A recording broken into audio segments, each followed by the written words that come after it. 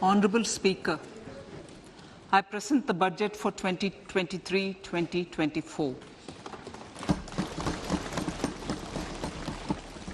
This is the first budget in Amrit Kal. Budget है। इस budget में पिछली बजट में रखी गई नींव पर सतत निर्माण करते हुए भारत 100 के लिए खींची गई रूपरेखा पर आगे बढ़ते रहने की उम्मीद की गई है। हम समृद्ध एवं समावेशी भारत की परिकल्पना करते हैं, जिसमें विकास के सुफल सभी क्षेत्रों और नागरिकों, विशेषकर हमारे युवाओं, महिलाओं, किसानों, अन्य पिछड़े वर्गों, अनुसूचित जातियां और अनुसूचित जनजातियों तक पहुंचे। हमारी आजादी के 75वें साल में दुनिया ने भारतीय अर्थव्यवस्था को एक चमकता सितारा माना है। चालू वर्ष का हमारा आर्थिक विकास दर 7% पर होने का अनुमान लगाया गया है। उल्लेखनीय बात है कि यह सभी प्रमुख अर्थव्यवस्थाओं में सबसे अधिक है। यह कोविड-19 और एक युद्ध के कारण विश्व स्तर पर अर्थव्यवस्था के बड़े पैमाने पर सुस्त पड़ने के बावजूद संभव हुआ है। इसलिए भारतीय अर्थव्यवस्था सही रास्ते पर है और चुनौतियों का समय होने के बावजूद उज्जवल भविष्य की दिशा में बढ़ रही है। आज जबकि भारत के लोग अपना मस्तक ऊंचा करके खड़े हैं और दुनिया भारत की उपलब्धियों और कामयाबियों की सराहना कर रही है, हम पूरा विश्वास है कि जिन अग्रजों ने भारत की आजादी के लिए लड़ाई लड़ी थी, वे आगे बढ़ती हमारी कोशिशों को आनंदित होकर आशीर्वाद दे रहे होंगे। हमने सबका प्रयास के माध्यम से व्यापक सुधारों और ठोस नीतियों के क्रियान्वयन पर ध्यान केंद्रित किया है, जिनके परिणाम स्वरूप जन भागीदारी और जरूरतमंद लोगों को लक्षित समर्थन मिल सका है। इससे हमें मुश्किल वक्त में अच्छा करने में मदद मिली है। दुनिया में भारत का कद कई शानदार उपलब्धियों की वजह से बढ़ा है। अद्वितीय विश्व स्तरीय डिजिटल पब्लिक इंफ्रास्ट्रक्चर यानी आधार, कोविन और यूपीआई, अभूतपूर्व पैमानों और रफ्तार से कोविड टीकाकरण अभियान, अग्रिम मोर्चों जैसे कि जलवायु संबंधी लक्ष्यों को हासिल करना, मिशन लाइफ और राष्ट्रीय हाइड्रोजन मिशन में अत्यधिक सक्रिय भूमिका इनके उदाहरण हैं। कोविड-19 महामारी के दौरान हमने 80 करोड़ से अधिक लोगों के लिए 28 महीनों के लिए मुफ्त खाद्यान्न की आपूर्ति करने की योजना के साथ यह सुनिश्चित किया कि कोई भूखा ना सोए। खाद्य एवं पोषणगत सुरक्षा सुनिश्चित करने के प्रति अपनी प्रतिबद्धता को जारी रखते हुए हम पीएम गरीब कल्याण अन्न योजना के अंतर्गत अगले 1 वर्ष के लिए सभी अंत्योदय और प्राथमिक प्रयास परिवारों को मुफ्त खाद्यान्न की आपूर्ति करने की योजना 1 जनवरी 2023 से लागू कर रहे हैं और लगभग 2 लाख करोड़ रुपए से अधिक के संपूर्ण व्यय का वहन केंद्र सरकार द्वारा किया जाएगा।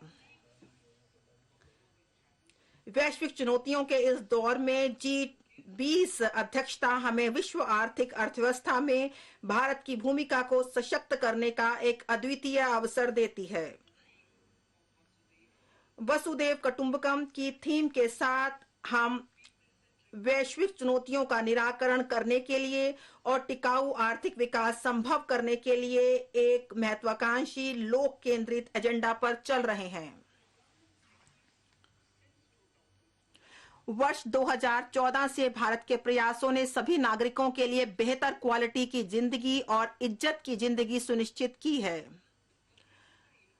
प्रति व्यक्ति आय दुगनी से भी अधिक होकर 1.97 लाख रुपए अधिक हो गई है। इन 9 वर्षों में भारतीय अर्थव्यवस्था का आकार भी बढ़ा है और यह दुनिया की 10वीं से 5वीं सबसे बड़ी अर्थव्यवस्था बन गई है। हमने कारोबार के लिए अनुकूल परिवेश के साथ एक सुशासित और नव अनुमेशी देश के रूप में अपनी स्थिति में उल्लेखनीय रूप से सुधार किया है, जैसा कि अनेक वैश्विक सूचकांकों में परिलंबित होता है, हमने कई साधारणीय विकास लक्ष्यों में भी उल्लेखनीय प्रगति की है। अर्थव्यवस्था और अधिक औपचारिक हो गई है, जैसा कि वर्ष 2022 में ईपीएफओ सदस्यता के दुगने से अधिक 27 करोड़ होने और यूपीआई के माध्यम से 126 लाख करोड़ के 7,400 करोड़ डिजिटल भुगतान से प्रतिबिंबित होता है। लक्षित लाभों को सबके लिए सुलभ कराने के साथ अनेक योजनाओं के कुशल कार्यान्वयन के परिणाम स्वरूप समावेशी विकास संभव हुआ है। कुछ योजनाएं इस प्रकार हैं। स्वच्छ भारत मिशन के अंतर्गत 11.7 करोड़ परिवारों में शौचालय, उज्ज्वला के अंतर्गत 9.6 करोड़ एलपीजी कनेक्शन, 102 करोड़ लोगों को 220 करोड़ कोविड टीकाकरण, 47.8 करोड़ पीएम जन धन बैंक खाते, पीएम सुरक्षा बीमा और पीएम जीवन ज्योति योजना के तहत 44.6 करोड़ व्यक्तियों के लिए बीमा कवर और 11.4 करोड़ से अधिक किसानों को 2.2 लाख करोड़ का नकद अंतरण देना पीएम किसान सम्मान निधि के अंतर्गत। अमृत काल के लिए हमारी संकल्पना में सुदृढ़ लोकवित्त और सशक्त वित्तीय क्षेत्र के साथ प्रौद्योगिकी चालित और ज्ञान आधारित अर्थव्यवस्था शामिल है। यह हासिल करने के लिए सबका साथ, सबका प्रयास के माध्यम से जन भागीदारी अनिवार्य है। इस विजन को हासिल करने के लिए आर्थिक एजेंडा में 3 चीजों पर ध्यान केंद्रित किया जाएगा। पहला, नागरिकों विशेषकर युवा वर्ग को अपनी आकांक्षाओं की पूर्ति करने के लिए पर्याप्त अवसर उपलब्ध कराना। दूसरा, विकास और रोजगार सृजन पर विशेष ध्यान देना और तीसरा, वृहद आर्थिक सुस्थिरता को सुदृढ़ करना।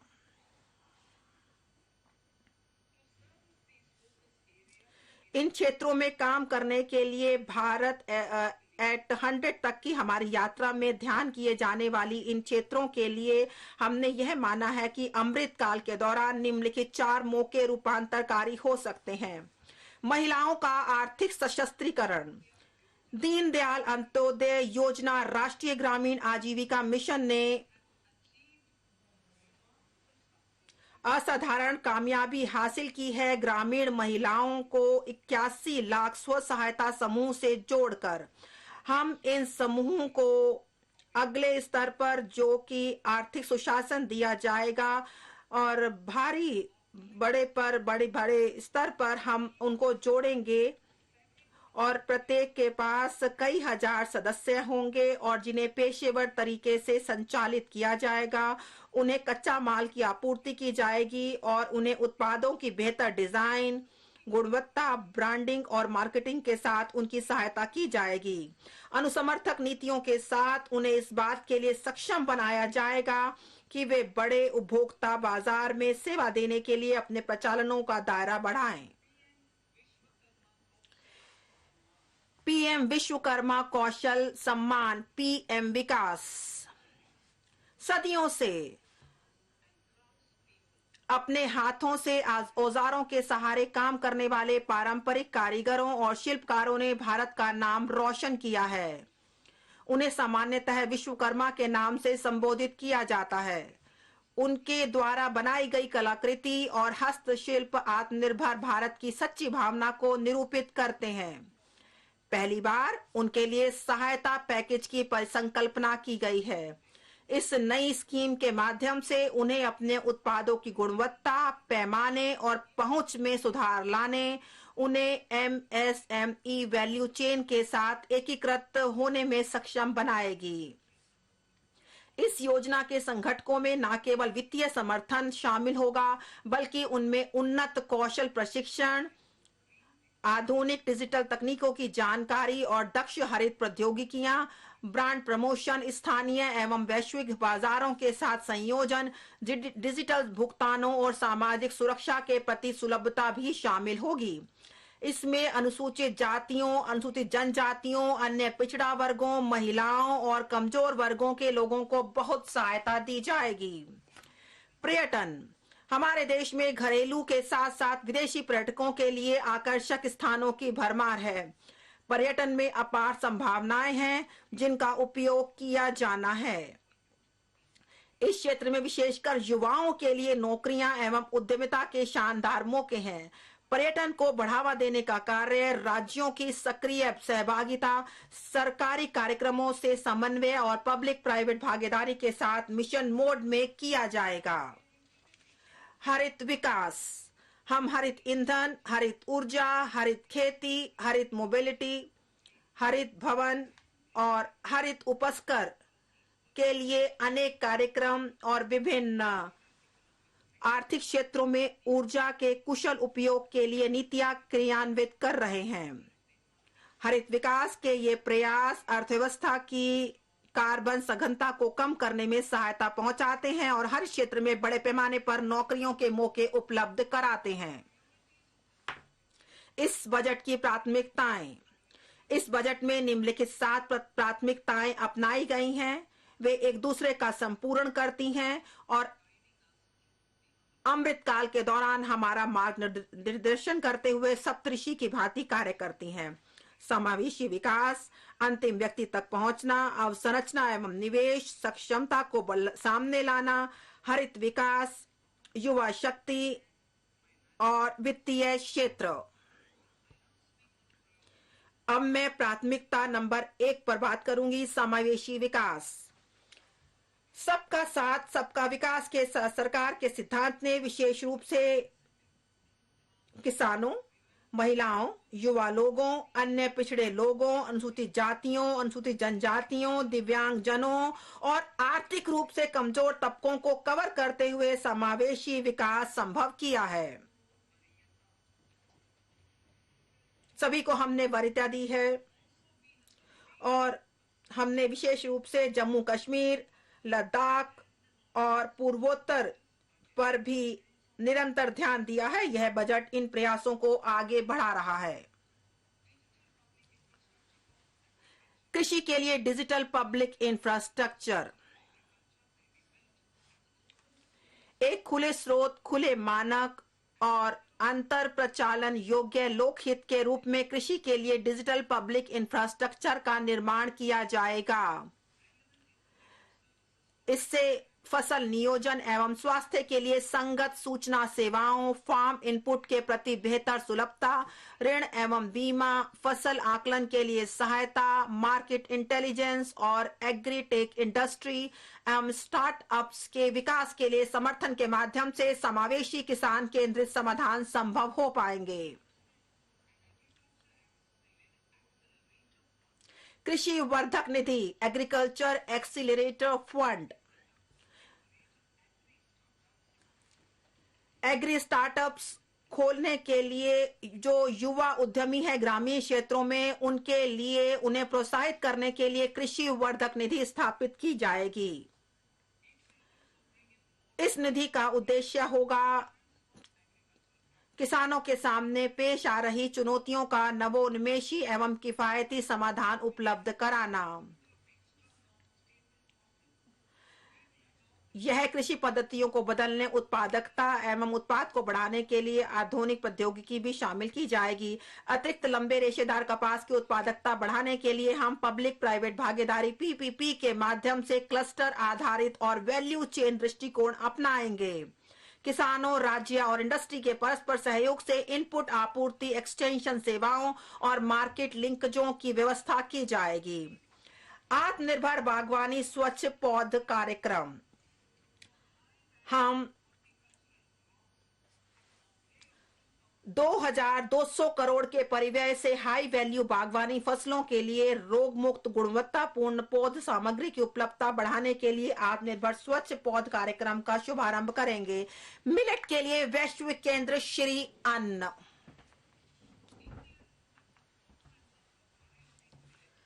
भारत मिलेट को लोकप्रिय बनाने के कार्यक्रम में सबसे आगे है, जिसकी खपत से पोषण, खाद्य सुरक्षा और किसानों के कार्य को बढ़ावा मिलता है। माननीय प्रधानमंत्री जी ने ऐसा कहा है। हम दुनिया में श्री अन्न के सबसे बड़े उत्पादक और दूसरे सबसे बड़े निर्यातक हैं। हम कई प्रकार के श्री अन्न उगाते हैं, जैसे कि ज्वार, श्री रागी, श्री अन्न बाजरा, श्री कुट, श्री अन्न रामदाना, कंगनी, कुटकी, कोदो, चीना और सामा।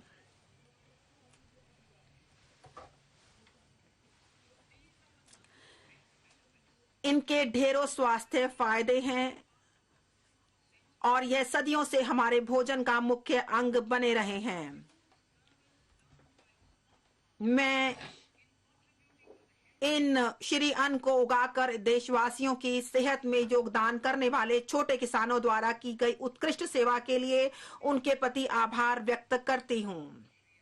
अब भारत को श्री अन्न के लिए वैश्विक केंद्र बनाने के लिए भारतीय बाजार अनुसंधान संस्थान हैदराबाद को उत्कृष्टता केंद्र के रूप में बढ़ावा दिया जाएगा, जिससे कि यह संस्थान सर्वश्रेष्ठ पद्धतियों, अनुसंधान एवं प्रौद्योगिकियों को अंतर्राष्ट्रीय स्तर पर साझा कर सके।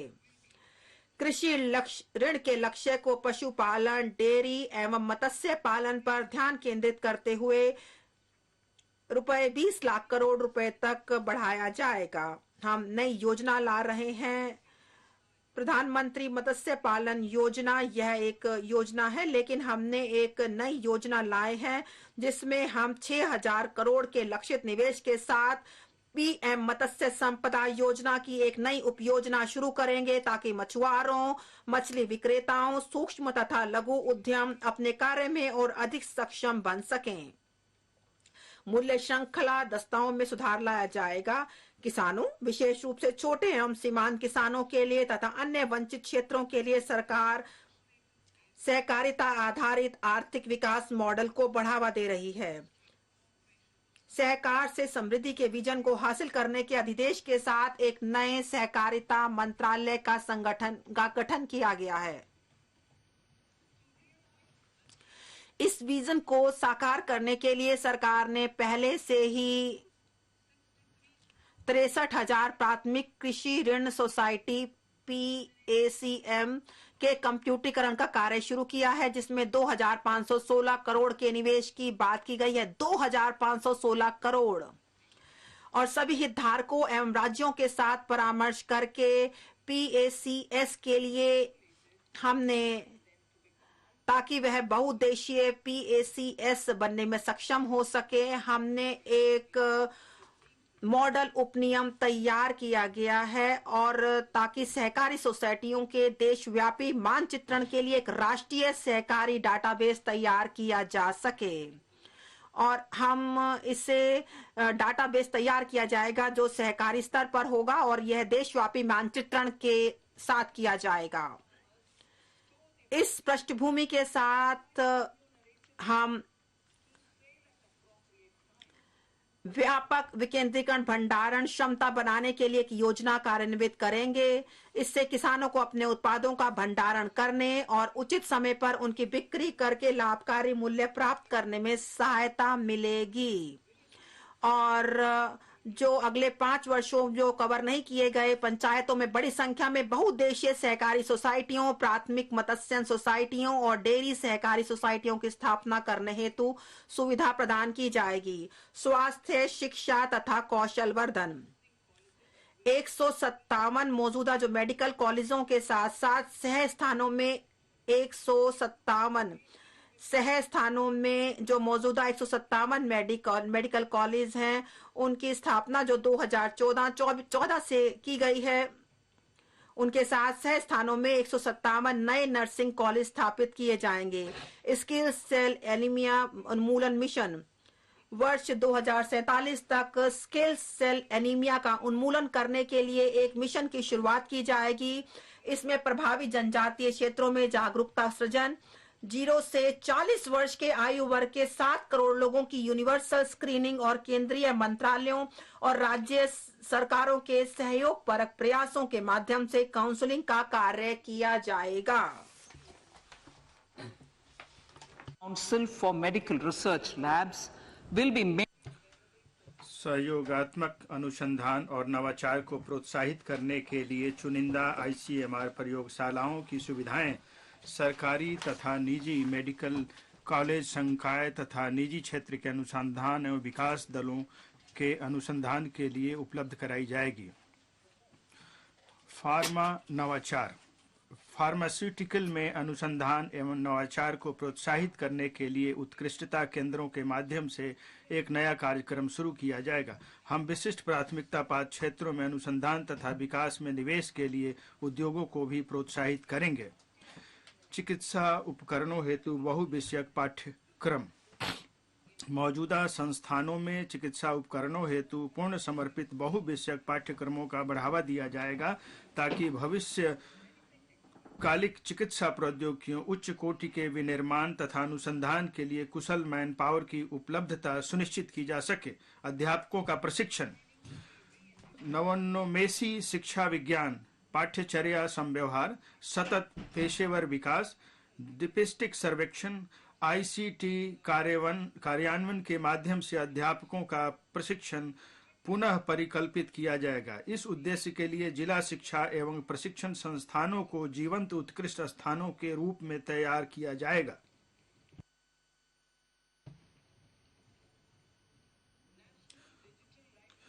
बच्चों और किशोरों के लिए राष्ट्रीय डिजिटल पुस्तकालय बच्चों और किशोरों के लिए अलग अलग इलाकों, भाषाओं, विषयों और स्तरों में गुणवत्तापूर्वक पुस्तकें विभिन्न उपकरणों के माध्यम से उपलब्ध कराने के लिए एक राष्ट्रीय डिजिटल पुस्तकालय की स्थापना की जाएगी।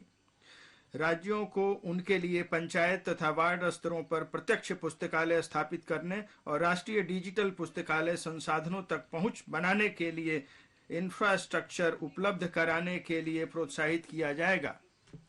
इसके अतिरिक्त पढ़ने की संस्कृति को बढ़ावा देने के लिए और महामारी के समय की अधिगम क्षति को पूरा करने के लिए राष्ट्रीय बुक न्यास, बाल पुस्तक न्यास तथा अन्य स्रोतों को इन प्रत्यक्ष पुस्तकालयों में क्षेत्रीय भाषाओं तथा अंग्रेजी में पाठ्येतर विषयों की पुस्तकें उपलब्ध कराने और उनकी पुनर्पूर्ति करने के लिए प्रोत्साहित किया जाएगा। साक्षरता के क्षेत्र में कार्य करने वाले एनजीओ के साथ सहयोग भी इस पहल का हिस्सा होगा। वित्तीय समझ लाने के लिए वित्तीय क्षेत्र विनियामकों और संगठनों को इन पुस्तकालयों में उम्र के हिसाब से उपयुक्त पठन सामग्री देने के लिए प्रोत्साहित किया जाएगा।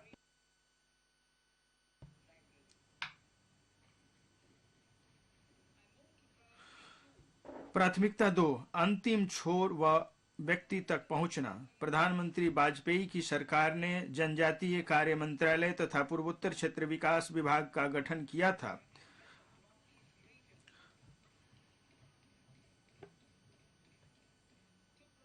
अंतिम छोर व व्यक्ति तक पहुंचना के उद्देश्य पर और अधिक ध्यान केंद्रित करने के लिए हमारी सरकार ने आयुष, मत्स्य पालन, पशुपालन एवं डेयरी, कौशल विकास, जल शक्ति तथा सहकारिता मंत्रालयों का गठन किया है। आकांक्षी जिले और ब्लॉक कार्यक्रम आकांक्षी जिले कार्यक्रम की सफलता को आगे बढ़ाते हुए इस सरकार ने हाल ही में स्वास्थ्य, पोषक, शिक्षा, कृषि, जल संसाधन, वित्तीय समावेशन, कौशल विकास और आधारभूत संरचना जैसे विभिन्न डोमेनों में अनिवार्य सरकारी सेवाओं की पूर्ण उपलब्धता के लिए 500 ब्लॉकों को कवर करते हुए आकांक्षी ब्लॉक कार्यक्रम शुरू किया है। माननीय अध्यक्ष महोदय, प्रधानमंत्री पीवीटीजी विकास मिशन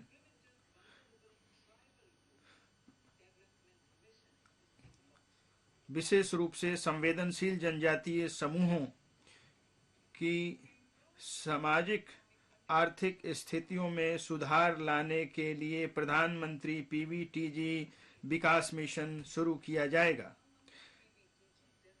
इसमें पीवीटीजी परिवारों और पर्यावासों को सुरक्षित आवास, स्वच्छ पेयजल एवं स्वच्छता, शिक्षा, स्वास्थ्य एवं पोषण, सड़क तथा दूरसंचार संपर्कता और संधारणीय आजीविका के अवसरों जैसी बुनियादी सुविधाएं पूरी तरह उपलब्ध कराई जाएंगी। अनुसूचित जनजातियों के लिए विकास कार्य योजना के तहत अगले 3 वर्ष में इस मिशन को लागू करने के लिए 15,000 करोड़ रुपए की राशि उपलब्ध कराई जाएगी। एकलव्य मॉडल आवासीय विद्यालय। अगले 3 वर्षों में केंद्र 3.5 लाख जनजातीय छात्रों के लिए चलाए जा रहे 740 एकलव्य मॉडल आवासीय स्कूलों के लिए 38,800 अध्यापक और सहायक कार्मिक नियुक्त करेगा।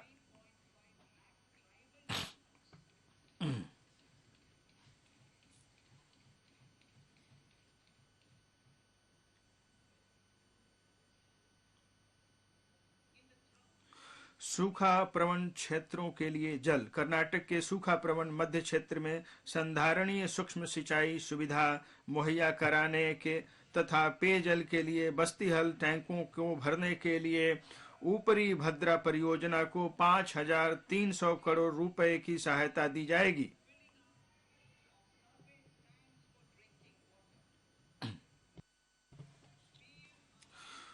पीएम आवास योजना।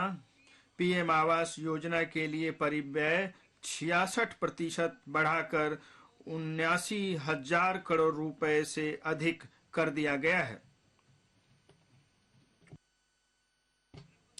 भारत साझा पुरालेख निधान। भारत साझा पुरालेख निधान एक डिजिटल पुरालेख संग्रहालय में प्रथम चरण में 1 लाख प्राचीन पुरालेखों के डिजिटलीकरण के साथ स्थापित किया जाएगा। निर्धन कैदियों को सहायता। जेल में बंद ऐसे निर्धन व्यक्तियों जो जुर्माना या जमानत राशि की व्यवस्था करने में असमर्थ हैं को आवश्यक वित्तीय सहायता प्रदान की जाएगी।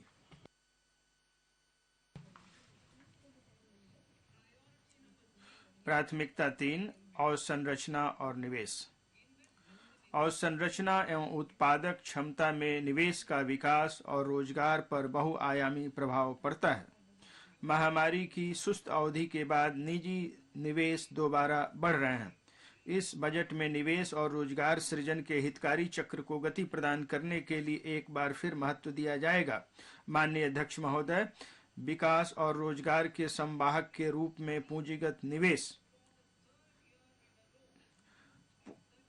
पूंजीगत निवेश परिव्यय में लगातार तीसरे वर्ष 33% की तीव्र वृद्धि करके इसे 10 लाख करोड़ किया जा रहा है, जो जीडीपी का 3.3% होगा।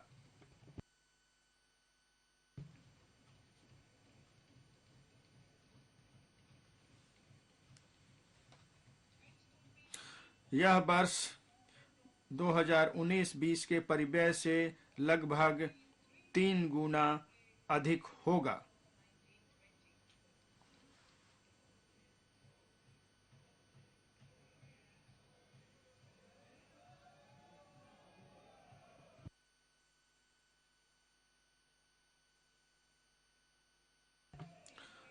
हाल के वर्षों में हुई पर्याप्त वृद्धि विकास संभावनाओं और रोजगार सृजन में तेजी लाने, निजी निवेशों को जोरदार तरीके से बढ़ाने और वैश्विक मंदी के प्रति सुरक्षा कवच लगाने के सरकार के प्रयासों के मूल में है।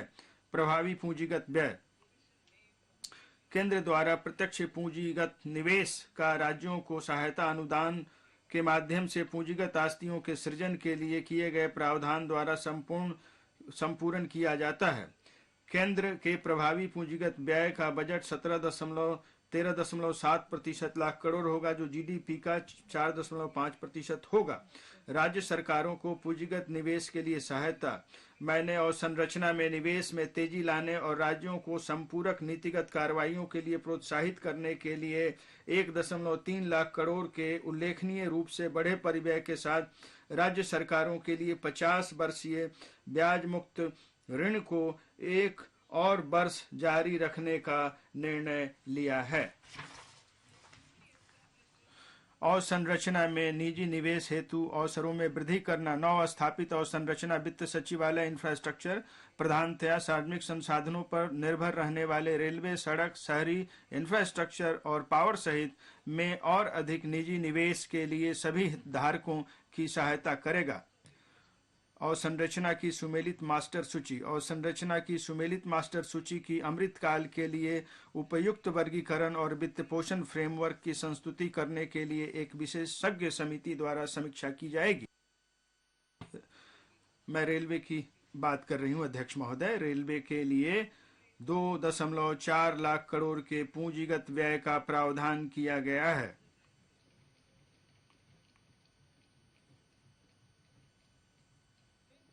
अब तक का यह सर्वाधिक परिव्यय वर्ष 2013-14 में किए गए परिव्यय से लगभग 9 गुना ज्यादा है।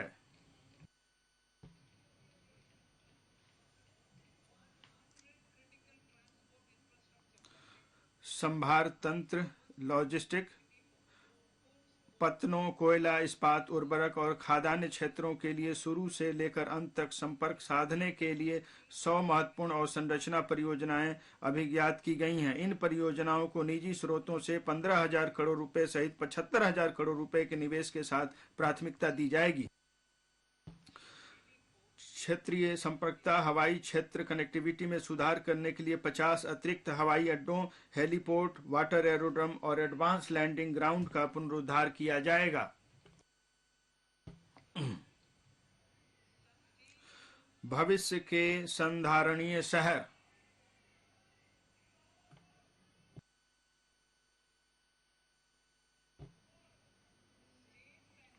राज्यों और शहरों को इस बात के लिए प्रोत्साहित किया जाएगा कि वे हमारे शहरों को भविष्य के संधारणीय शहरों में रूपांतरित करने के लिए शहरी आयोजना, सुधार और कार्रवाइयां करें।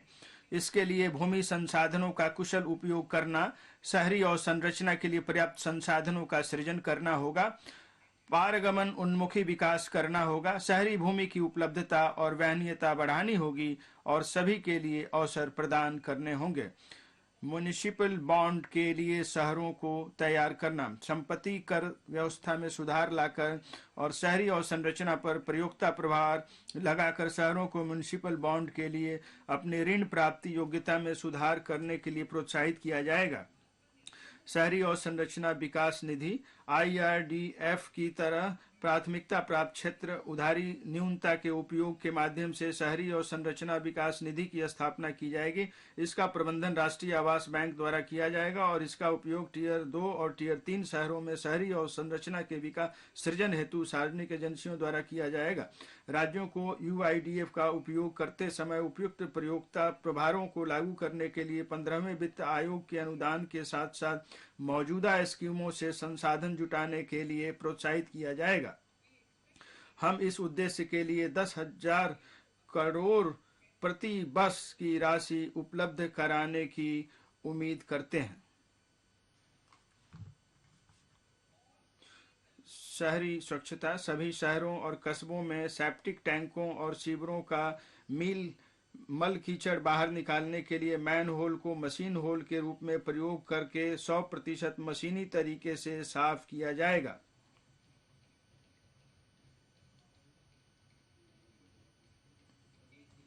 सूखे और गीले अपशिष्ट के वैज्ञानिक प्रबंधन पर विशेष ध्यान दिया जाएगा।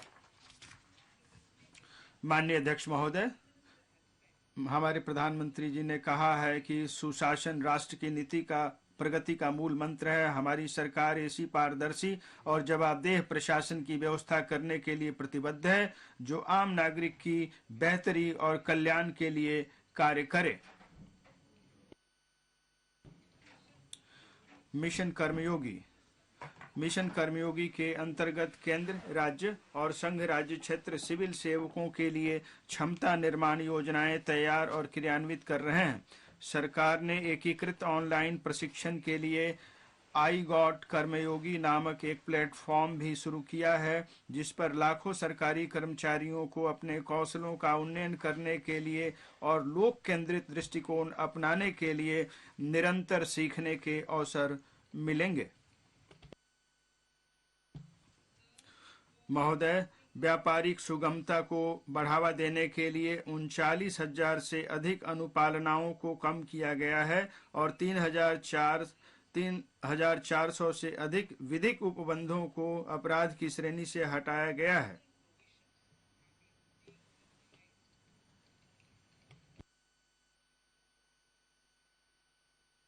विश्वास आधारित शासन को बढ़ावा देने के लिए हमने 42 केंद्रीय अधिनियमों में संशोधन करने के लिए जन विश्वास विधेयक पेश किया है।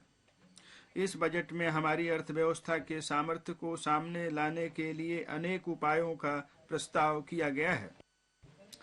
कृत्रिम बुद्धिमत्ता आर्टिफिशियल इंटेलिजेंस के लिए उत्कृष्टता केंद्र कृत्रिम बुद्धिमत्ता को भारत में बनाएं और कृत्रिम बुद्धिमत्ता से भारत के लिए कार्य कराएं के विजन को साकार करने के लिए देश के शीर्ष शैक्षिक संस्थानों में कृत्रिम बुद्धिमत्ता के लिए 3 उत्कृष्टता केंद्र स्थापित किए जाएंगे। अग्रणी उद्योगपति कृषि, स्वास्थ्य और संधारणीय शहरों के क्षेत्रों में बहुविषयक अनुसंधान कराने, अत्याधुनिक एप्लीकेशन तैयार करने और मापनीय समस्याओं के समाधान तैयार करने में सहभागी होंगे। इससे कृषि बुद्धिमत्ता के कारगर इकोसिस्टम को प्रेरित करने और इस क्षेत्र में गुणवत्ता मानव संसाधनों को प्रशिक्षित किया जा सकेगा। राष्ट्रीय डाटा शासन नीति स्टार्टअप्स और शिक्षाविदों द्वारा नवाचार और अनुसंधान शुरू करने के लिए राष्ट्रीय डाटा शासन नीति लाई जाएगी।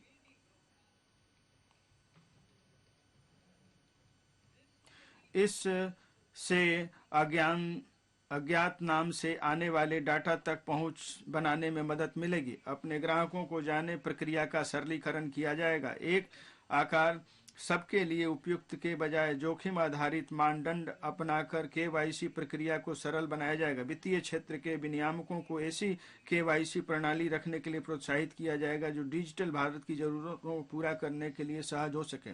पहचान और पते के अद्यतनीकरण के लिए वन स्टॉप समाधान। विभिन्न सरकारी एजेंसियों, विनियामकों और विनियमित निकायों द्वारा बनाए रखे गए व्यक्तियों की पहचान और पते के मिलान और अद्यतनीकरण के लिए वन स्टॉप समाधान की व्यवस्था की जाएगी, जिससे डिजी लॉकर सेवा और आधार का मूलभूत पहचान के रूप में प्रयोग किया जाएगा। अध्यक्ष महोदय, सामान्य बिजनेस पहचानकर्ता। जिन बिजनेस प्रतिष्ठानों के लिए अस्थायी खाता संख्या होना अपेक्षित है, उनके लिए विनिर्दिष्ट सरकारी एजेंसियों की सभी डिजिटल प्रणालियों के लिए पैन को सामान्य पहचानकर्ता के रूप में प्रयोग किया जाएगा। इससे कारोबार करना आसान होगा और इसे विधिक अधिदेश के जरिए कार्यान्वित किया जाएगा। एकीकृत फाइलिंग प्रक्रिया। एक ही सूचना को विभिन्न सरकारी एजेंसियों के पास अलग अलग प्रस्तुत करने की अपेक्षा से बचने के लिए एकीकृत फाइलिंग प्रक्रिया वाली प्रणाली स्थापित की जाएगी। सूचना या विवरणी को एक सामान्य पोर्टल पर सरलीकृत प्रारूपों में दायर करने के इस प्रक्रिया को दायरकर्ताओं के विकल्प के अनुसार अन्य एजेंसियों के साथ साझा किया जाएगा। विवाद से विश्वास। एक सूक्ष्म लघु मध्यम उद्यमों एमएसएमई के लिए राहत। कोविड अवधि के दौरान यदि एमएसएमई अपनी संविदाओं को निष्पादित करने में विफल रहे तो बोली या निष्पादन प्रतिभूति से संबंधित जब्त राशि का 95% भाग सरकार और सरकारी उपक्रमों द्वारा उन्हें लौटा दिया जाएगा।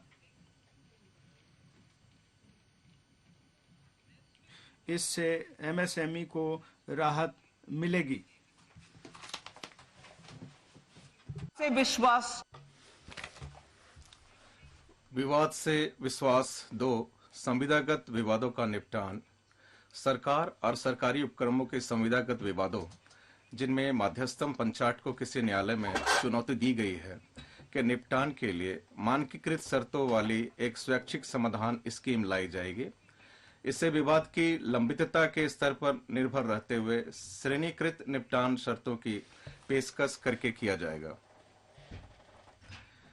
राज्य सहायता मिशन राष्ट्रीय प्राथमिकताओं की दिशा में हमारे सामूहिक प्रयासों के लिए नीति आयोग का राज्य सहायता मिशन 3 वर्षों के लिए जारी रहेगा। परिणाम आधारित वित्त पोषण प्रतिस्पर्धी विकास जरूरतों के लिए दुर्लभ संसाधनों को प्रायोगिक आधार पर बेहतर तरीके से आवंटित करने के लिए चुनिंदा स्कीमों के वित्त पोषण को इनपुट आधारित से परिणाम आधारित में बदल दिया जाएगा। ई न्यायालय न्याय के प्रशासन में दक्षता लाने के लिए 7,000 करोड़ के परिव्यय से ई न्यायालय परियोजना का चरण 3 शुरू किया जाएगा।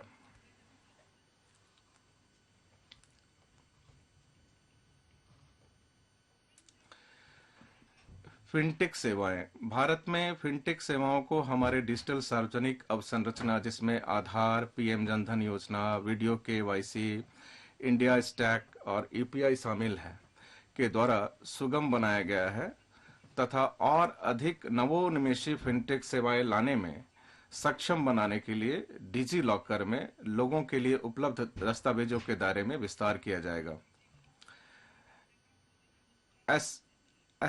एमएसएमई बड़े व्यवसायों और चैरिटेबल ट्रस्टों के प्रयोग के लिए एक निकाय डिजी लॉकर स्थापित किया जाएगा।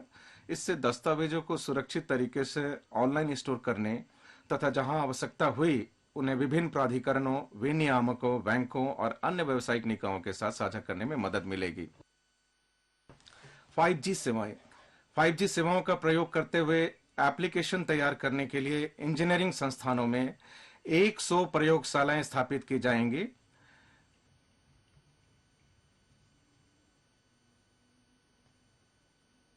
जिनसे अनेक नए अवसरों, बिजनेस मॉडलों और रोजगार की संभावनाओं से जुड़ी जरूरतों को पूरा किया जा सकेगा।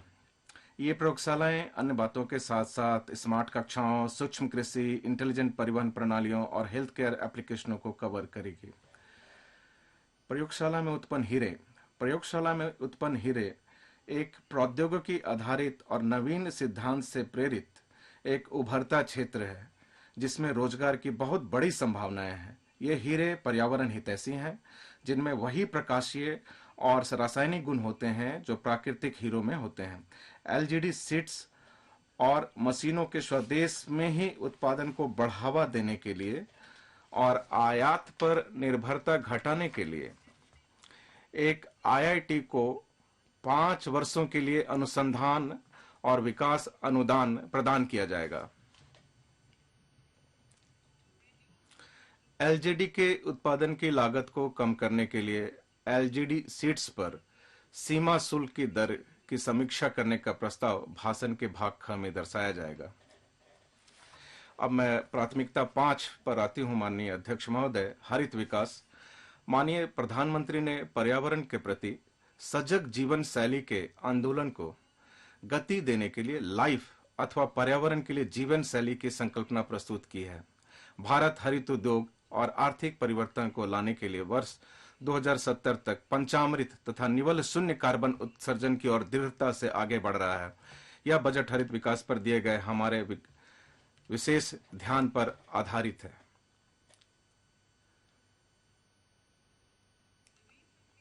हाल में 19,700 करोड़ के परिव्यय के साथ शुरू किए गए राष्ट्रीय हरित हाइड्रोजन मिशन की मदद से अर्थव्यवस्था को निम्न कार्बन सघनता वाली स्थिति में ले जाने, जीवाश्म ईंधन के आयातों पर निर्भरता को कम करने तथा भारत को इस उदीयमान क्षेत्र में प्रौद्योगिकी और बाजार में अग्रणी बनाने का मार्ग प्रशस्त होगा।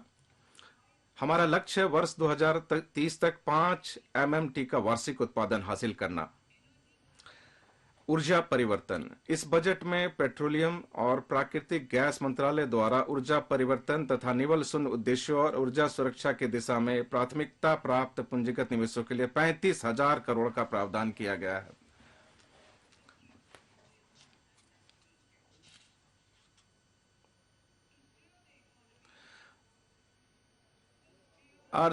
व्यवस्था को धारणीय विकास के मार्ग पर ले जाने के लिए 4000 MWH की क्षमता वाली बैटरी ऊर्जा भंडारण प्रणालियों को व्यवहार्यता अंतर निधियन के माध्यम से सहायता दी जाएगी। पंप्ड स्टोरेज परियोजनाओं के लिए एक विस्तृत कार्य ढांचा भी तैयार किया जाएगा। नवीकरणीय ऊर्जा का निष्क्रमण। लद्दाख से 13 गीगावाट नवीकरणीय ऊर्जा के निष्क्रमण और ग्रिड एकीकरण के लिए अंतरराज्यीय पारेषण प्रणाली 20,700 करोड़ के निवेश के साथ निर्मित की जाएगी, जिसमें 8,300 करोड़ की केंद्रीय सहायता शामिल है। हरित ऋण कार्यक्रम। व्यवहारगत परिवर्तन को बढ़ावा देने के लिए पर्यावरण संरक्षण अधिनियम के तहत हरित ऋण कार्यक्रम को अधिसूचित किया जाएगा। इससे कंपनियों, व्यक्तियों और स्थानीय निकायों को पर्यावरण की दृष्टि से संधारणीय और उत्तरदायित्वपूर्ण कार्य करने के लिए प्रोत्साहन मिलेगा और ऐसे क्रियाकलापों के लिए अतिरिक्त संसाधन जुटाने में मदद मिलेगी।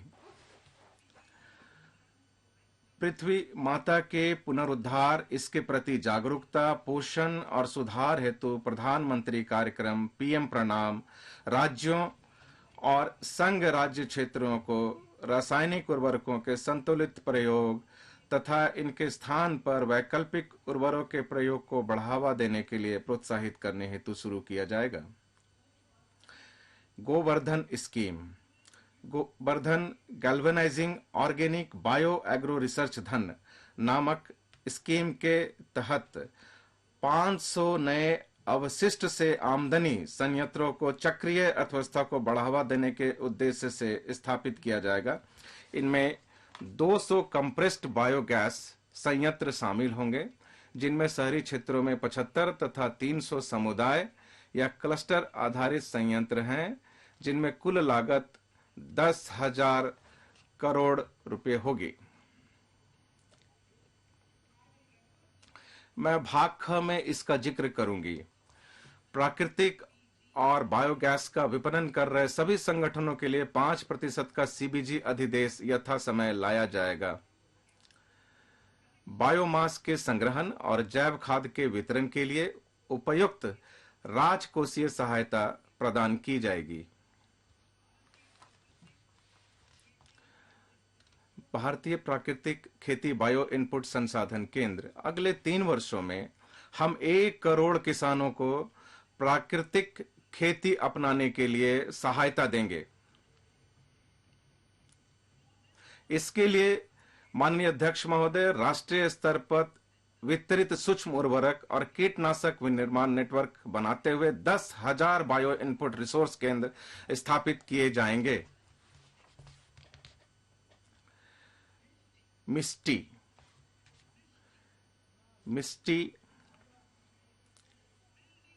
वन रोपण में भारत को मिली सफलता के आधार पर मनरेगा, CAMPA कोष और अन्य स्रोतों के बीच तालमेल के माध्यम से तटीय रेखा के साथ साथ और लवन भूमि पर जहां भी व्यवहार्य हो मैंग्रोव पौधारोपण के लिए तटीय पर्यावास और ठोस आमदनी के लिए मैंगो पहल मिस्टी की शुरुआत की जाएगी।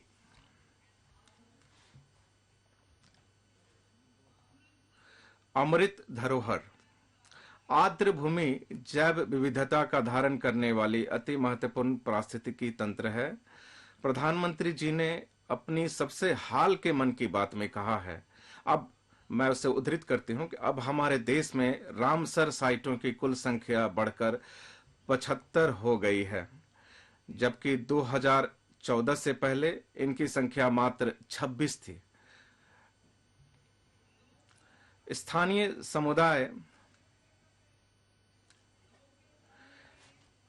समुदाय संरक्षण के प्रयासों में हमेशा आगे रहे हैं। सरकार अमृत धरोहर स्कीम के माध्यम से इनके विशिष्ट संरक्षण मूल्यों को बढ़ावा देगी।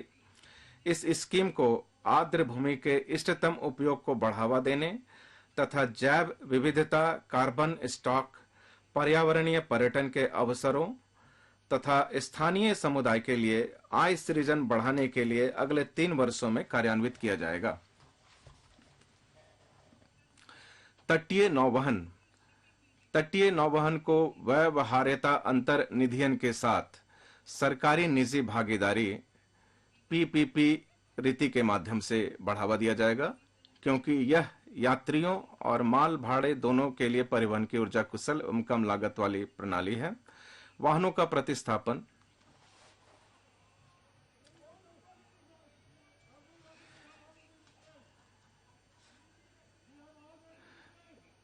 धन्यवाद। प्रदूषण करने वाले पुराने वाहनों को बदलना हमारी अर्थव्यवस्था को पर्यावरण हितैषी बनाने के लिए बहुत आवश्यक है। बजट 2021-22 में उल्लिखित वाहन स्क्रैपिंग की नीति को और बढ़ावा देने के लिए मैंने केंद्र सरकार के पुराने वाहनों को स्क्रैप में देने के लिए पर्याप्त निधियां आवंटित की है। राज्यों को भी पुराने वाहनों और एम्बुलेंसों को बदलने के लिए सहायता दी जाएगी।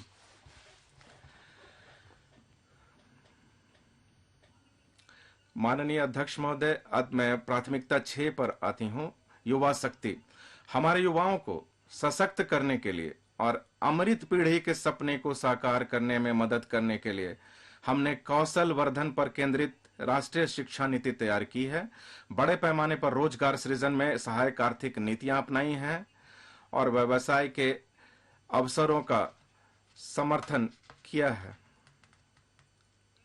प्रधानमंत्री कौशल विकास योजना 4 अगले 3 वर्षों में लाखों युवाओं को कौशल प्रदान करने के लिए प्रधानमंत्री कौशल विकास योजना 4.0 शुरू की जाएगी।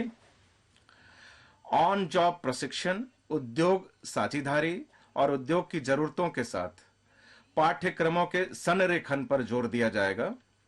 यह योजना इंडस्ट्री 4.0 जैसे कोडिंग, एआई, कृत्रिम बुद्धिमत्ता, robotics, mechatronics, IoT, 3D printing, ड्रोनों और सॉफ्ट स्किल जैसे नए युग के पाठ्यक्रमों को शामिल करेगी। युवाओं को अंतर्राष्ट्रीय अवसरों के लिए कौशल प्रदान करने हेतु अलग अलग राज्यों में 30 स्किल इंडिया इंटरनेशनल सेंटर स्थापित किए जाएंगे। निम्नलिखित लक्ष्य हासिल करने के लिए एकीकृत स्किल इंडिया डिजिटल प्लेटफॉर्म की शुरुआत कर कौशल वर्धन हेतु डिजिटल तंत्र को और विस्तार प्रदान किया जाएगा। मांग आधारित औपचारिक कौशल वर्धन सक्षम करने, एमएसएमई सहित नियोक्ताओं के साथ जोड़ने और उद्यमिता योजनाओं की सुलभता सुगम करने के लिए अखिल भारतीय राष्ट्रीय प्रशिक्षुता प्रोत्साहन योजना के अंतर्गत 3 वर्षों में 47 लाख युवाओं को वृत्तिका सहायता प्रदान करने के लिए डायरेक्ट बेनिफिट ट्रांसफर शुरू किया जाएगा। पर्यटन। माननीय अध्यक्ष महोदय, एक एकीकृत और नवोन्मेषी दृष्टिकोण से कम 50 गंतव्यों का चैलेंज मोड से चयन किया जाएगा। इसके अलावा पर्यटक अनुभव को संवर्धित करने के लिए प्रत्यक्ष connectivity, virtual connectivity, tourist guide, food street और पर्यटक सुरक्षा के उच्च मानक जैसे पहलुओं के अलावा सभी प्रासंगिक पहलुओं को एक ऐप पर उपलब्ध करवाया जाएगा। प्रत्येक गंतव्य को एक संपूर्ण पैकेज के रूप में विकसित किया जाएगा। पर्यटन विकास का फोकस घरेलू पर्यटकों और साथ ही साथ विदेशी पर्यटकों पर होगा।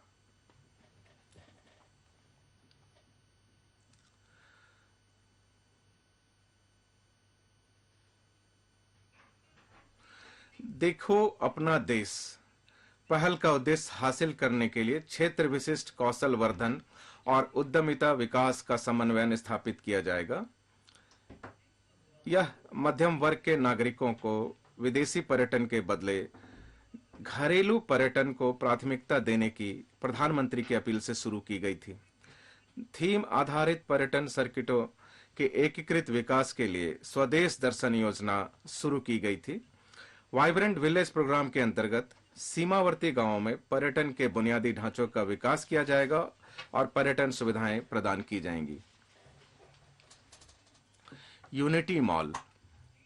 राज्यों को उनके स्वयं के ओडीओपी, एक जिला एक उत्पाद, जीआई उत्पाद और अन्य हस्तशिल्प उत्पादों को बढ़ावा देने के लिए और उनकी बिक्री करने के लिए और शेष राज्यों के ऐसे उत्पादों को स्थान उपलब्ध करवाने के लिए अपनी अपनी राजधानियों में या सबसे प्रमुख पर्यटन केंद्र पर या उनकी वित्तीय राजधानी में एक यूनिटी मॉल स्थापित करने के लिए प्रोत्साहित किया जाएगा। महोदय, प्राथमिकता 7, वित्तीय क्षेत्र। वित्तीय क्षेत्र में किए गए हमारे सुधार कार्यों और प्रौद्योगिकी के नवोन्मेषी उपयोग से बड़े पैमाने पर वित्तीय समावेशन हो पाया है। सेवा डिलीवरी बेहतर और त्वरित हो गई है। ऋण उपलब्धता और वित्तीय बाजारों में प्रतिभागिता सुगम हो गई है। यह बजट इन सुधारों को जारी रखने का प्रस्ताव करता है। एमएसएमई के लिए ऋण गारंटी। पिछले वर्ष मैंने एमएसएमई के लिए ऋण गारंटी योजना को नवीकृत करने का प्रस्ताव दिया था। मुझे यह घोषणा करते हुए खुशी हो रही है कि कॉर्पस में 9,000 करोड़ जोड़कर नवीकृत योजना को 1 अप्रैल 2023 से शुरू किया जाएगा।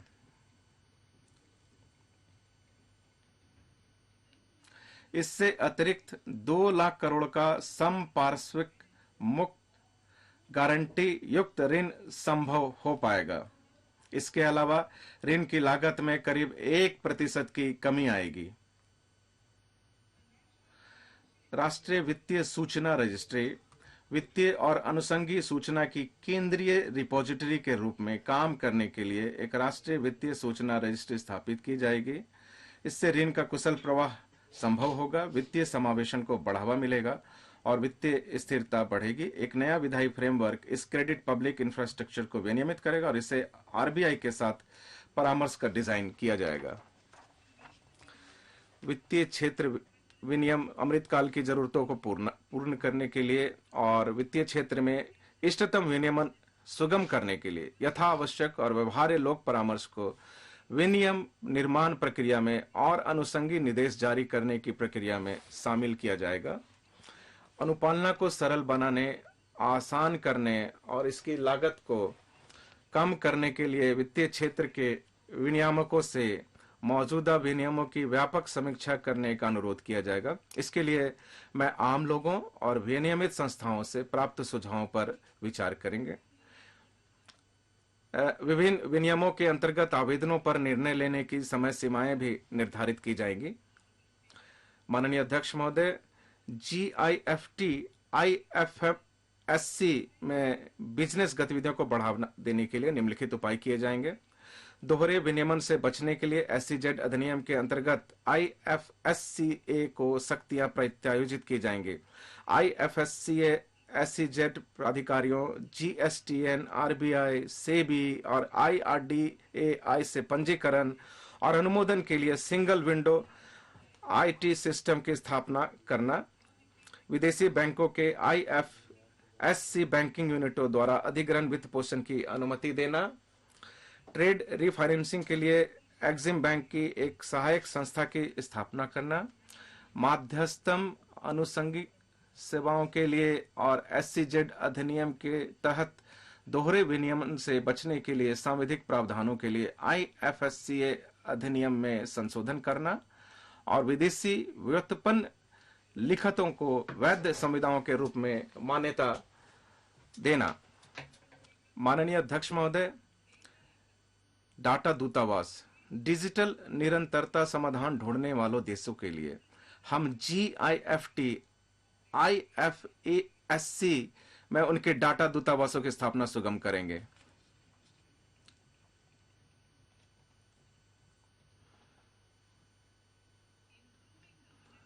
बैंकिंग क्षेत्र में शासन व्यवस्था और निवेशक संरक्षण में सुधार लाना। बैंक शासन व्यवस्था में सुधार लाने के लिए और निवेशक संरक्षण बढ़ाने के लिए बैंककारी विनियमन अधिनियम, बैंककारी कंपनी अधिनियम और भारतीय रिजर्व बैंक अधिनियम में कुछ एक संशोधनों का प्रस्ताव किया गया है। In securities market, प्रतिभूति बाजार में क्षमता निर्माण। माननीय अध्यक्ष महोदय, प्रतिभूति बाजार में कार्य निष्पादकों और पेशेवरों की क्षमता निर्माण हेतु राष्ट्रीय प्रतिभूति बाजार संस्थान में शिक्षा हेतु मानदंड और स्तर तैयार करने, विनियमित करने, बनाए रखने और प्रवर्तित करने के लिए और डिग्री, डिप्लोमा और सर्टिफिकेट को मान्यता प्रदान करने हेतु सेबी को सशक्त किया जाएगा। A central data processing केंद्रीय डाटा संसाधन केंद्र कंपनी अधिनियम के अंतर्गत फील्ड कार्यालयों में दाखिल विभिन्न फर्मों को केंद्रीयकृत प्रबंधन के माध्यम से कंपनियों के त्वरित रिस्पांस के लिए एक केंद्रीय डाटा संसाधन केंद्र की स्थापना की जाएगी। शेयरों और लाभांशों का पुनः दावा। निवेशक शिक्षा और संरक्षक निधि प्राधिकरण से निवेशक अदावी शेयरों और अप्रदत्त लाभांशों का आसानी से पुनः दावा कर सके, इसके लिए एक एकीकृत आईटी पोर्टल स्थापित किया जाएगा। IT portal will be established. Digital payments continue to find wide acceptance. Digital भुगतान को व्यापक स्वीकृति मिलना जारी है। वर्ष 2022 में इनमें लेन देन में 76% की और मूल्य में 51% की वृद्धि हुई है। इस डिजिटल पब्लिक इंफ्रास्ट्रक्चर के लिए राजकोषीय सहायता वर्ष 2023-24 में भी जारी रखी जाएगी।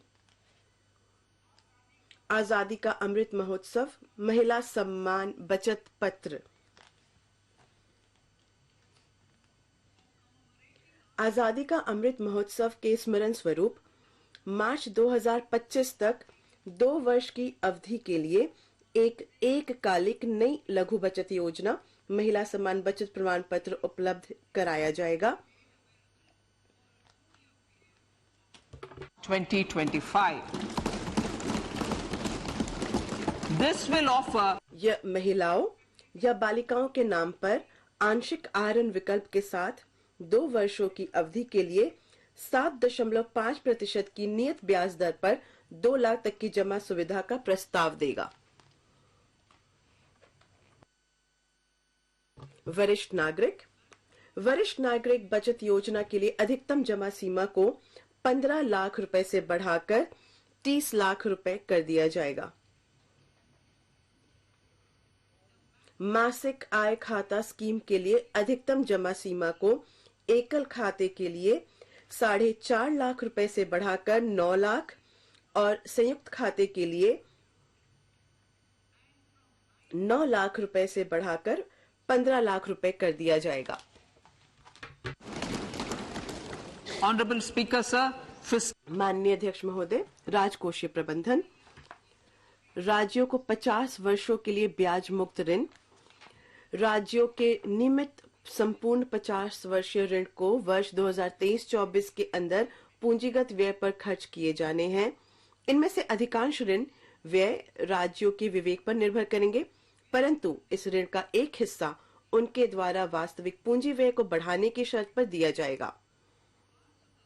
इस परिव्यय के हिस्से निम्नलिखित प्रयोजनों के लिए भी जोड़े या आवंटित किए जाएंगे: पुराने सरकारी वाहनों की स्क्रैपिंग, शहरी आयोजना सुधार और कार्रवाइयां, शहरी स्थानीय निकायों में वित्तीय सुधार ताकि उनमें नगरपालिका बैंडों के लिए साख बन सके, पुलिस स्टेशनों के ऊपर या उसके भाग के रूप में पुलिस कर्मियों के लिए आवास सुविधा, यूनिटी मॉल का निर्माण, बाल और किशोर पुस्तकालयों को डिजिटल इंफ्रास्ट्रक्चर और केंद्रीय स्कीमों के पूंजीगत व्यय में राज्य का हिस्सा।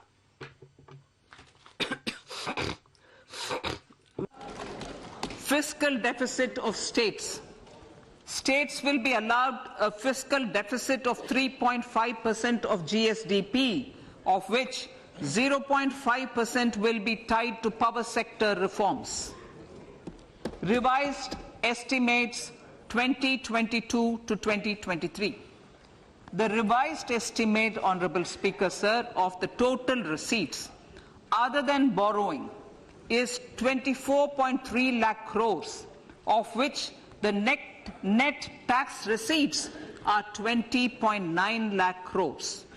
The revised estimate of the total expenditure is 41.9 lakh crores of rupees, of which the capital expenditure is about 7.3 lakh crores. The revised estimate of the fiscal deficit is 6.4% of GDP, adhering to the budget estimate. 2023-24. Budget अनुमान वर्ष 2023-24। वर्ष 2023-24 में कुल प्राप्तियां और कुल व्यय क्रमशः 27.2 लाख करोड़ और 45 लाख करोड़ होने का अनुमान लगाया गया है। निवल कर प्राप्तियां 23.3 लाख करोड़ रहने का अनुमान है। राजकोषीय घाटा जीडीपी के 5.9% रहने का अनुमान है।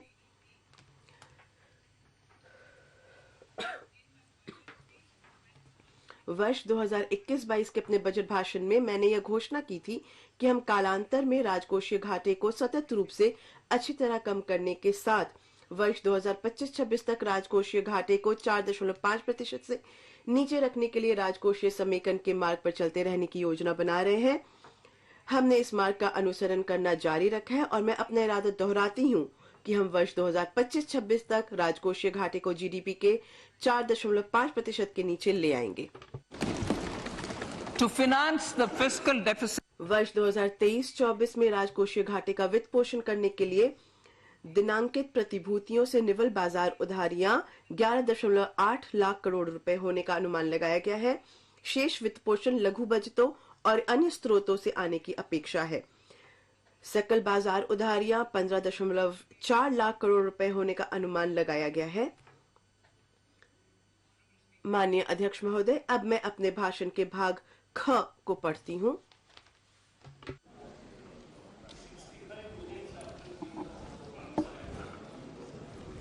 indirect taxes. अप्रत्यक्ष कर। मेरे अप्रत्यक्ष कर का प्रस्ताव का उद्देश्य निर्यात को बढ़ावा देना, घरेलू विनिर्माण में बढ़ोतरी करना, घरेलू मूल्य वर्धन को बढ़ाना, हरित ऊर्जा और हरित गतिशीलता को प्रोत्साहित करना है। कर दरों की संख्या में कमी के साथ सरलीकृत कर संरचना अनुपालना भार को कम करने और कर शासन प्रणाली में सुधार लाने में मदद करती है। मैं वस्त्रों और कृषि को छोड़कर वस्तुओं पर बेसिक सीमा शुल्क दरों की संख्या को कम करके 21 से 13 करने का प्रस्ताव करती हूँ। इसके परिणाम स्वरूप खिलौने, साइकिल, ऑटोमोबाइल और नाफ्था सहित कुछ वस्तुओं की बेसिक सीमा शुल्कों, उपकरों और अधिभारों में मामूली परिवर्तन हुआ है। हरित गतिशीलता मोबिलिटी। मिश्रित कंप्रेस्ड प्राकृतिक गैस पर कर प्रपात से बचने के लिए मैं उसमें सम्मिलित कंप्रेस्ड बायोगैस, जिस पर जीएसटी भुगतान किया गया है, उस पर उत्पाद शुल्क से छूट देने का प्रस्ताव करती हूँ। हरित मोबिलिटी को और संवेग प्रदान करने के लिए इलेक्ट्रिक वाहनों में प्रयुक्त बैटरियों के लिथियम आयन सेलों के विनिर्माण के लिए आवश्यक पूंजीगत वस्तुओं और मशीनरी के आयात पर सीमा शुल्क में छूट दी जा रही है। as well.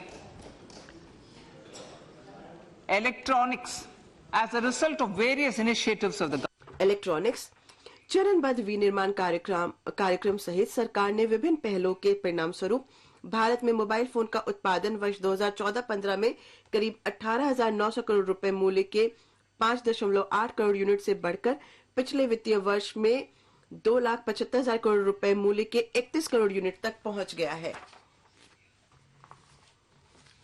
मोबाइल फोनों के विनिर्माण में घरेलू मूल्य वर्धन को और बढ़ाने के लिए मैं कुछ पुर्जों और कैमरा लेंसों जैसे आदानों के आयात पर बेसिक सीमा शुल्क में राहत देने और लिथियम आयन बैटरी सेलों पर रियायती शुल्क को 1 और वर्ष के लिए जारी रखना प्रस्तावित करती हूँ। On lithium ion cells for batteries for another year. Similarly, इसी प्रकार टेलीविजन के विनिर्माण में मूल्य वर्धन को बढ़ावा देने के लिए मैं टीवी पैनल के ओपन सेलों के पुर्जों पर बेसिक सीमा शुल्क को घटाकर 2.5% करने का प्रस्ताव करती हूँ।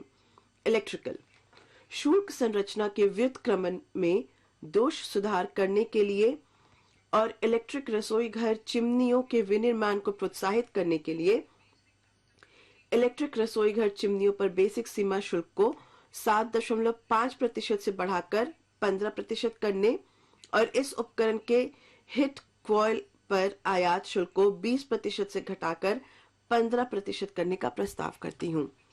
रसायन और पेट्रो रसायन। denatured ethyl alcohol. रसायन उद्योग में डीनेचर्ड इथाइल अल्कोहल का उपयोग किया जाता है। मैं इस पर बेसिक सीमा शुल्क में छूट देने का प्रस्ताव करती हूँ। इससे इथेनॉल मिशन कार्यक्रम में भी सहायता मिलेगी और ऊर्जा पारगमन के हमारे प्रयास सुगम होंगे।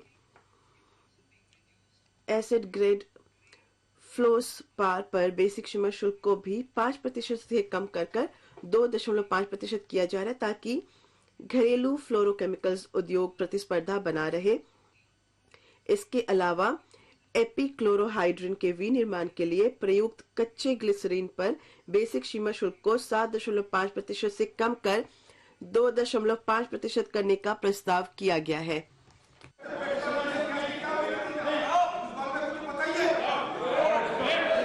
Marine products.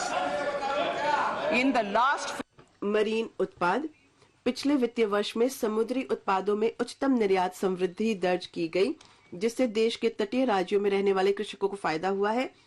समुद्री उत्पादों विशेष रूप से झींगी श्रिम्प के निर्यात प्रतिस्पर्धात्मक क्षमता और बढ़ाने के लिए श्रिम्प फीड के घरेलू विनिर्माण के लिए मुख्य इनपुट पर शुल्क को कम किया जा रहा है। भारत प्राकृतिक हीरो की कटाई और तराशी में विश्व में अग्रणी है और मूल्य की दृष्टि से वैश्विक कारोबार का करीब 3/4 हिस्से का योगदान करता है। प्राकृतिक हीरो के डिपॉजिट में कमी से यह उद्योग प्रयोगशाला निर्मित हीरो एलजीडी की ओर बढ़ रहा है और इस क्षेत्र में काफी संभावना है। इस अवसर का लाभ उठाने के लिए मैं उसके विनिर्माण के प्रयुक्त बीजों पर सीमा शुल्क को घटाने का प्रस्ताव करती हूँ। बहुमूल्य धातु सोने के डोरे और बारो और प्लैटिनम पर सीमा शुल्क को इस राजकोषीय वर्ष में पहले बढ़ाया गया था। मैं अब शुल्क विभेदों को बढ़ाने के लिए उनसे बने सामानों पर शुल्कों को बढ़ाने का प्रस्ताव करती हूँ। मैं चांदी के डोरे, बारो और सामानों पर भी आयात शुल्क बढ़ाने का प्रस्ताव करती हूँ ताकि उन्हें सोने और प्लैटिनम के साथ संरेखित किया जा सके।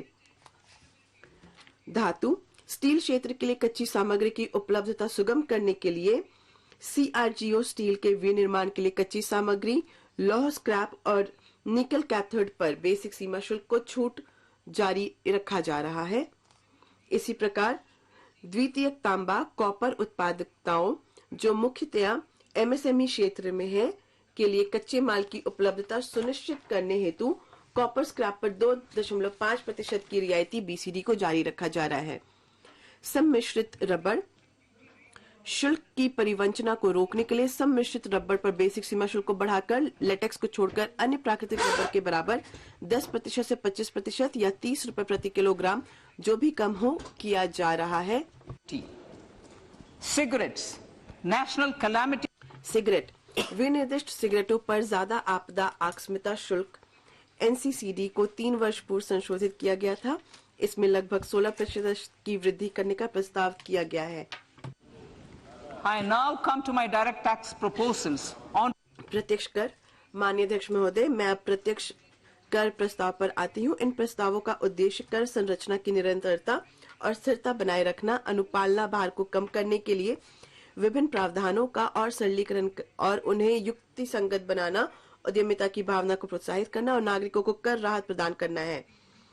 आयकर विभाग अनुपालना को और आसान और निर्बाध बनाने के लिए करदाता सेवाओं में सुधार करने का सतत प्रयास करता है।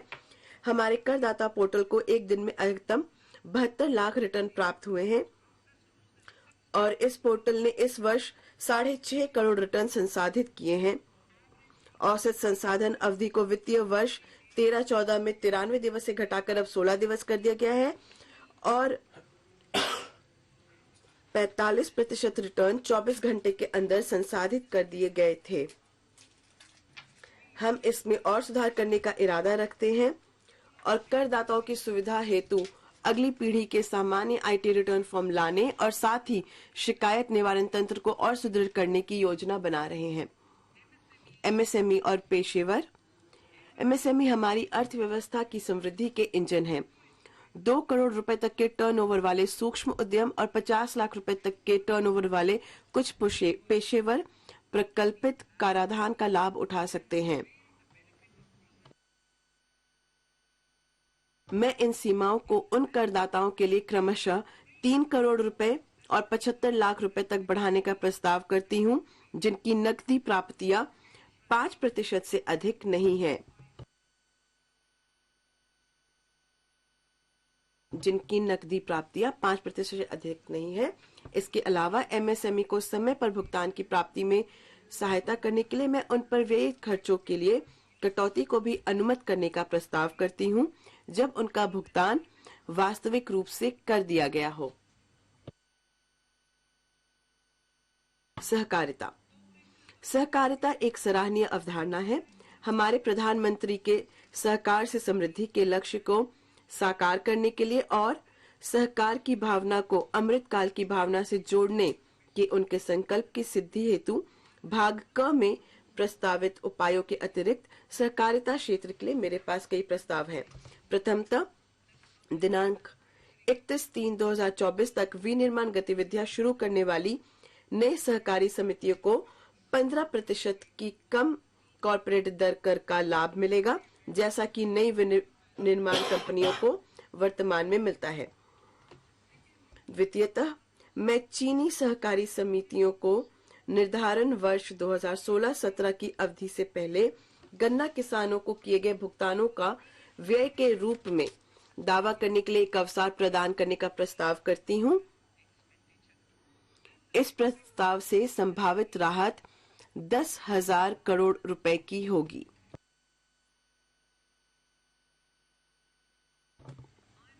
तृतीयतः मैं प्राथमिक कृषि सहकारी समितियों और प्राथमिक सहकारी कृषि एवं ग्रामीण विकास बैंकों को नकद में दिए गए जमा एवं ऋणों हेतु 2 लाख रुपए प्रति सदस्य की उच्चतर सीमा प्रदान करती हूँ।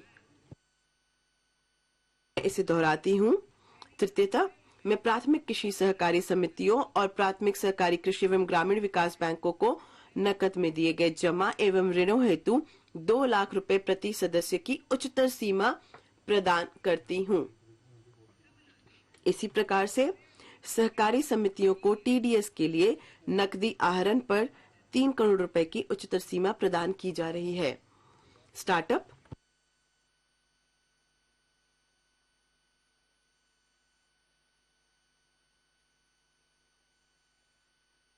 देश के आर्थिक विकास के लिए उद्यमिता बहुत महत्वपूर्ण है। हमने स्टार्टअप के लिए अनेक उपाय किए हैं और उनके परिणाम भी निकले हैं। भारत वर्तमान में वैश्विक रूप में स्टार्टअप के लिए तीसरी सबसे बड़ी इकोसिस्टम है और मध्यम आय देशों के बीच नवाचार गुणवत्ता में इसका दूसरा स्थान है। मैं स्टार्टअप द्वारा आयकर लाभ प्राप्त करने हेतु निगमन की तारीख 31/3/2023 से बढ़ाकर 31/3/2024 तक करने का प्रस्ताव करती हूँ। इसके अलावा मैं स्टार्टअप की शेयरधारिता में परिवर्तन कर हानियों के अग्रनयन के लाभ को निगमन के 7 वर्ष से 10 वर्ष तक प्रदान करने का प्रस्ताव करती हूँ।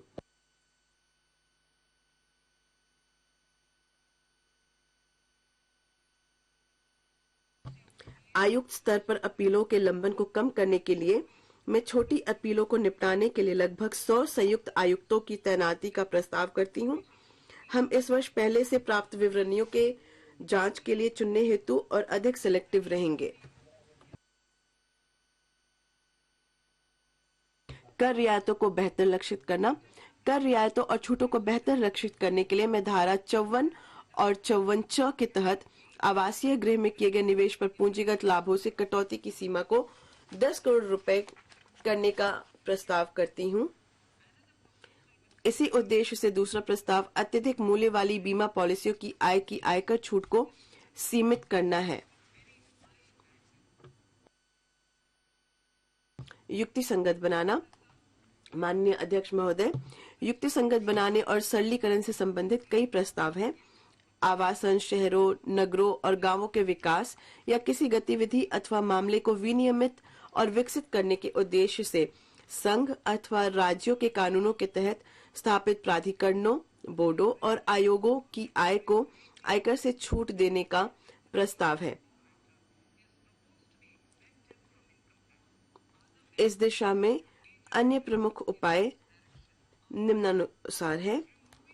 ऑनलाइन खेल के लिए टीडीएस 10,000 रुपए की न्यूनतम सीमा को हटाना तथा उससे संबंधित कर देयता प्रावधानों को स्पष्ट करना। सोने को इलेक्ट्रॉनिक गोल्ड रिसिप्ट में और विलोमतः परिवर्तित करने को पूंजीगत लाभ के रूप में नहीं माना जाना। गैर पैन मामलों में ईपीएफ आहरण के कर योग्य भाग पर टीडीएस दर को 30% से घटाकर 20% करना और मार्केट लिंक डिवेंचर से प्राप्त आय पर कराधान। अन्य वित्त विधेयक में अन्य मुख्य प्रस्ताव निम्नलिखित से संबंधित है। आईएफएससी गिफ्ट सिटी को अंतरित निधियों के कर लाभों की अवधि को 31/3/2025 तक बढ़ाना। आयकर अधिनियम की धारा 276 क के तहत गैर अपराधीकरण। आईडीबीआई बैंक के सहित रणनीतिक विनिवेश के मामले में हानियों को अग्रेनित करना और अग्निवीर निधि को ईईई स्तर प्रदान करना। Personal in व्यक्तिगत आयकर।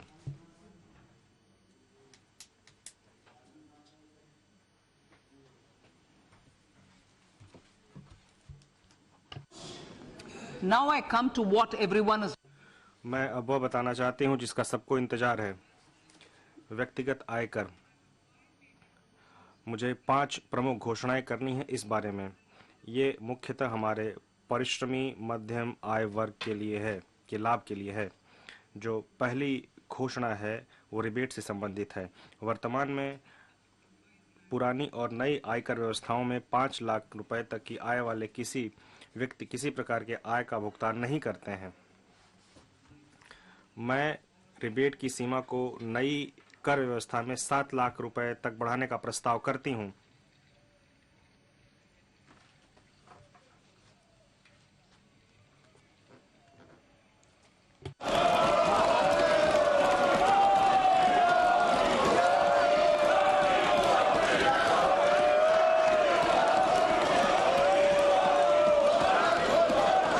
I propose मैं इस प्रकार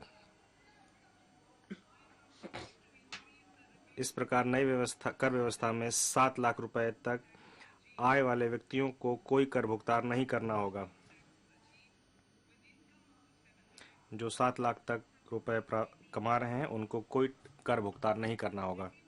दूसरा प्रस्ताव मध्य वर्ग के आय वर्ग से संबंधित है। मैंने वर्ष 2020 में 2.5 लाख रुपए शुरू करते हुए 6 आयकर लय वाली नई व्यक्तिगत आयकर व्यवस्था शुरू की थी। मैं स्लैबों की संख्या घटाकर 5 करते हुए और कर की सीमा को बढ़ाकर 3 लाख करते हुए इस व्यवस्था में कर संरचना को बदलने का प्रस्ताव करती हूँ। कर की नई दरें निम्नानुसार होंगी। 0 से 3 लाख 0, 3 से 6 लाख 5%, 6 से 9 लाख 10%, 9 से 12 लाख 15%, 12 से 15 लाख 20%, 15 लाख रुपए से ऊपर 30%। इस नई कर व्यवस्था में सभी कर प्रदाताओं को बहुत बड़ी राहत मिलेगी। 9 लाख रुपए की वार्षिक आय वाले किसी व्यक्ति को केवल 45,000 रुपए का भुगतान करना होगा। यह उसकी आय का सिर्फ 5% होगा। यह अब उसके द्वारा भुगतान किए जा रहे अर्थात 60,000 रुपए पर 25% की कटौती है।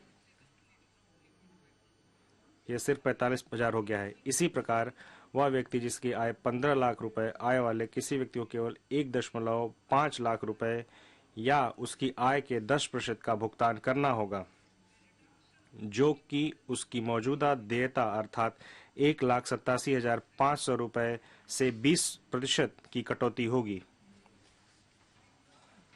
मेरा तीसरा प्रस्ताव है कि वेतनभोगी वर्ग और पारिवारिक पेंशनभोगी सहित पेंशनभोगी वर्ग के लिए है, जिनके लिए मैं मानक कटौती लाभ को नई कर व्यवस्था में भी विस्तारित करने का प्रस्ताव करती हूं। प्रत्येक वेतनभोगी व्यक्ति जिसकी आय 15.5 लाख रुपए या इससे अधिक है को परिणाम स्वरूप 52,500 रुपए का लाभ मिलेगा।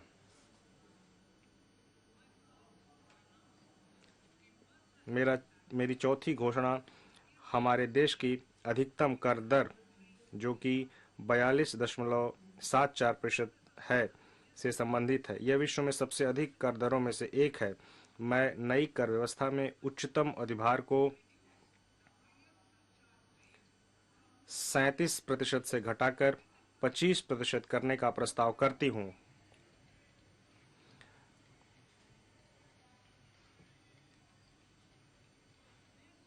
इसके परिणाम स्वरूप अधिकतम कर दर घटकर 39% हो जाएगी। अंततः गैर सरकारी वेतनभोगी कर्मचारियों की सेवानिवृत्ति पर अवकाश के नकदीकरण पर 3 लाख रुपए तक की सीमा की छूट अंतिम बार वर्ष 2002 में नियत की गई थी, जब सरकार में अधिकतम मूल वेतन 30,000 रुपए प्रतिमाह था। सरकारी वेतन वृद्धि के अनुरूप मैं इस सीमा को बढ़ाकर 25 लाख रुपए करने का प्रस्ताव करती हूं।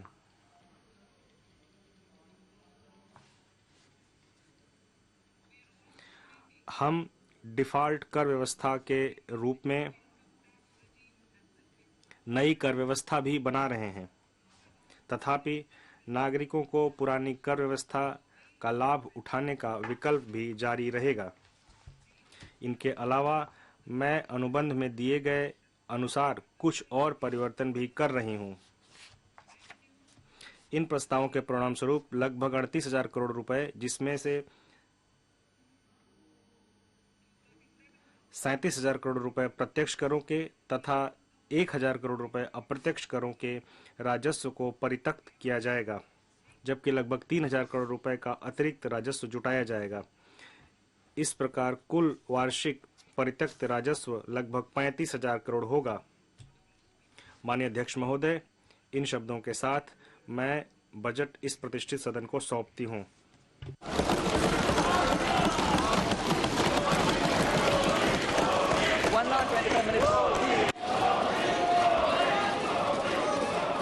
आइटम नंबर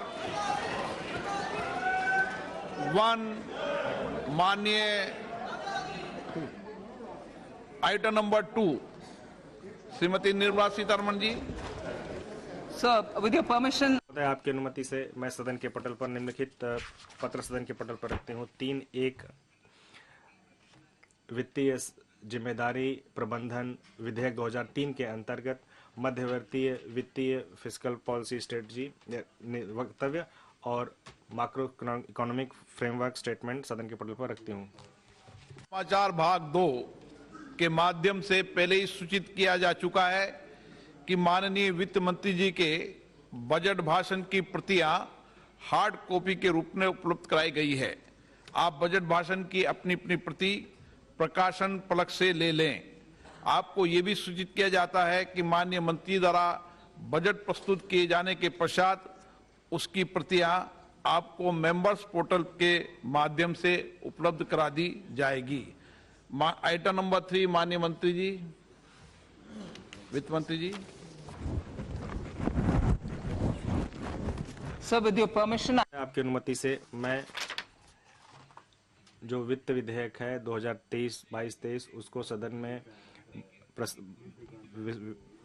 इसके पक्ष में हाँ गए, जो सदस्य विरोध में ना गए, मेरे विचार में निर्णय हाँ वालों के पक्ष हाँ वालों के पक्ष माननीय मंत्री जी विधेयक को पुनर्स्थापित करें। sir, महोदय, मैं विधेयक पुनर्स्थापित करती हूँ। सभा की कार्रवाई कल गुरुवार दिनांक 2 फरवरी 2023 को प्राप्त 11 बजे तक के लिए स्थगित की जाती है।